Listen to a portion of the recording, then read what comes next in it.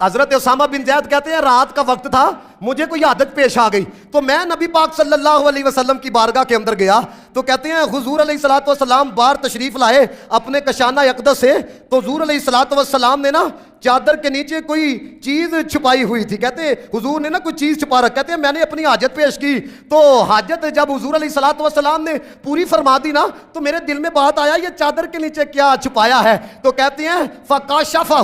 ذرا منظر ذہن چلے آنا جے منظر, فکاشفہ کہتے ہیں جب چادر کو ہٹایا فاذا الحسن والحسین, ایک پاسے حسن بیٹھے دے سن ایک پاسے حسین بیٹھے دے سن. ان الفاظ سنیو ذرا, جتنا پیار ہے اتنے پیار کا اظہار کرنا. نبی پاک نے دعا کی اللہم انی احبہما فاحبہما واحب من یحبہما, یا اللہ اے جڑے دو نے نا میں انہاں نال بڑا پیار کرنا وا, یا اللہ تو بھی انہاں نال پیار کر تے جڑے قیامت تک انہاں نال پیار کرن گے نا یا اللہ انہاں نال بھی پیار فرما رہی ہے.